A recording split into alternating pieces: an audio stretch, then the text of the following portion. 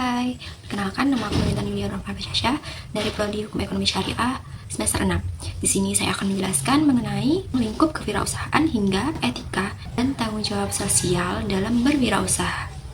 Tahu nggak sih, setiap hari kita ketemu sama pengusaha, penjual nasi uduk depan rumah, tukang ojek online, bahkan tetangga atau teman kita yang jualan lewat WhatsApp.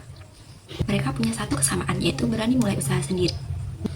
Nah, hari ini kita akan belajar bagaimana sih menjadi pengusaha itu. Jadi pengusaha itu seperti kamu menjadi kapten kapal.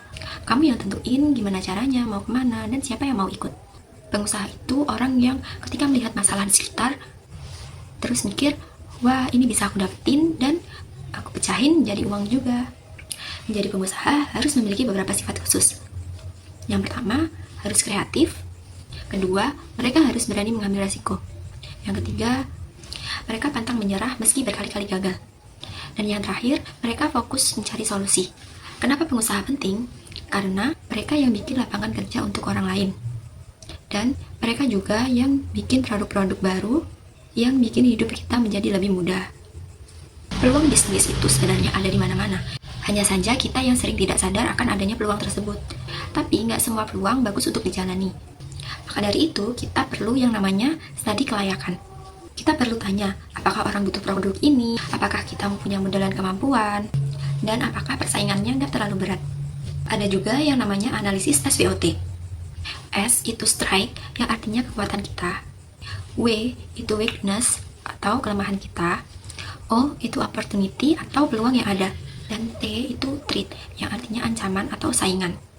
Selanjutnya, gimana cara agar jualan kita banyak yang beli, atau agar terjual laku? Kuncinya adalah kamu harus tahu siapa yang akan membeli produk kamu. Misalnya, kamu jual makanan sehat, yang mana target kamu adalah ibu-ibu yang peduli terhadap keluarganya tentang makanan sehat, bukan remaja yang suka dengan makanan junk food. Di zaman sekarang, jualan lewat internet itu sudah menjadi sesuatu keharusan. Misalnya Instagram, Facebook, TikTok, bahkan WhatsApp bisa menjadi media kita dalam menawarkan produk kita.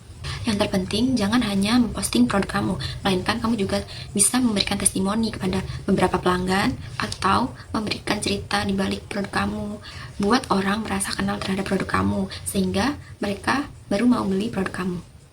Selanjutnya, gimana cara kita mengatur uang agar tidak rugi?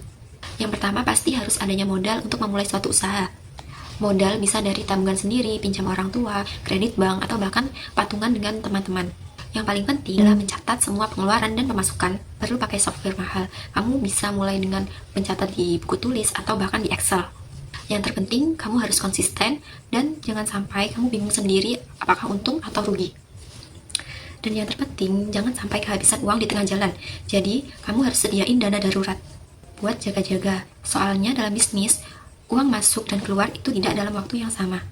Menjadi pengusaha juga bukan cuma kamu mencari untung, tapi kamu harus peduli dengan lingkungan sekitar kamu. Kamu harus punya tanggung jawab terhadap masyarakat dan lingkungan di mana tempat kamu membuka usaha tersebut. Jujur kepada pelanggan dan membayar pajak tepat waktu. Dan kalau bisa, bantu lingkungan sekitar. Misalnya, memakai kemasan ramah lingkungan atau bantu program sosial di lingkungan sekitar kamu. Menjadi pengusaha memang tidak mudah, tapi nggak sesulit yang kamu bayangin juga. Yang terpenting adalah memulai dari hal kecil. Belajar dari kesalahan dan tidak mudah menyerah. Semua pengusaha juga pernah memulai dari nol.